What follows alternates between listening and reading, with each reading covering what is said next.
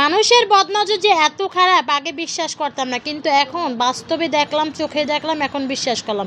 Hello everyone, আসসালামু আলাইকুম। কেমন আছেন? আশা করি অনেক ভালো আছেন। কেন এই কথাটা বললাম দেখেন, কি ছোট ছোট দুইটা মুরগি, এই দুইটা মোরগ জব করে দিব।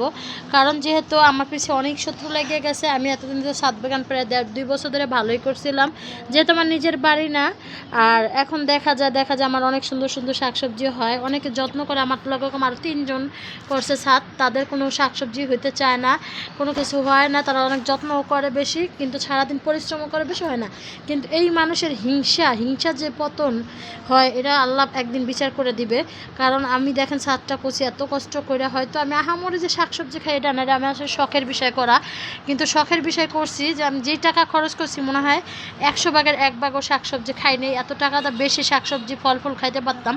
তো যাই হোক, এই যে মোরগ দুটা জব করলাম, যে মোরগ দুটা একটু শব্দ করে, মানে ককর ককর শব্দ করে ভোর রাতে থেকে মানে আজানের সময় আমাকে এটা অবজেকশন জানায়। এই জন্য হলো মোরগ দুটা আমি আগে ভাগে জব করে দিলাম, যে মানুষের কথা আমার ভালো লাগে না শুনতে। এটা আমি একবার ছোটোকাল থেকে কেউ কথা আমি সহ্য করতে পারি না। আর দেখেন আমি ছাদ বাগান করছি, মানুষের পিছে লাগিয়ে আছে বাড়িওয়ালা। তো মানুষের বদনজরের জন্যই বললাম যে মানুষের নজর খারাপ, কিন্তু বাড়িওয়ালা দেখেন কয়েকদিন আগেও দেখে অনেক প্রশংসা করছে, অনেক ভালো হয়েছে, অনেক সুন্দর হয়েছে, পয় পরিষ্কার রাখবো, সুন্দর রাখবো, অনেক ভালো হয়েছে। কিন্তু শুক্রবার এসে বলতেছে যে চাপাই ফালাইও, গুছাই ফালাইও, ছাদে কাজকর্মে এরকম, মানে যে মানুষের উস্কানি দিছে। আমি জানি না কেউর ক্ষতি, আমার জানা মতো আমি কেউর ক্ষতি করি নাই, কিন্তু আমার ক্ষতি কারা করলো আমি জানি না। এটা জানি আল্লাহ শোয় না, কিন্তু আমার এত কষ্ট লাগতেছে।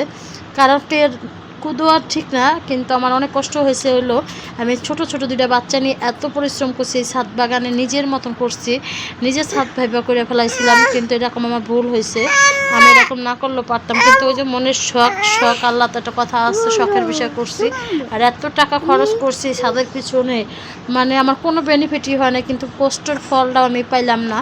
আমি জানি না কবে যে ছাদটা আমার না হবে না, এটা আমি কল্পনা করতে পারতাছি না যে আমার গাছগুলো কী হবে। আমি টেনশন আছে, যেহেতু আমি দেশে জায়গা রাখছি, কিন্তু ওই জায়গাতে আমি এখনও সেফ টেপ কিচ্ছু করি না, বাড়ি কিচ্ছু করি না যে আমি ওই জায়গায় পাঠাই দিব।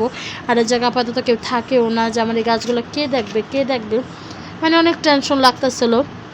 বিশেষ করে আমি কয়েকদিন আগে ফল গাছগুলো আনার পরেই মানে বিশেষ করে সবাই চোখে পড়ে গেছে আমি এই ফল গাছগুলোই কী করব। আর একটা দুইটা গাছ না, আমি ছোট ছোট সব গাছ কম বাদ দিয়ে দিতেছি, এই টপ সব বাদ দিয়ে দিতে আসে, এই জন্য সব পাতা ছিঁড়া ফেলাইতেছি। আর সবাই একটু দোয়া করবেন যেন ছাদ বাগানটা আমি যতদিন ঢাকা থাকি, কয়েকদিন জানি আমার গাছ করে আমি যত্ন করতে পারি। কিন্তু মনটা অনেক খারাপ, অনেক ভীষণ খারাপ, যে আমি এই গাছগুলো কী করব।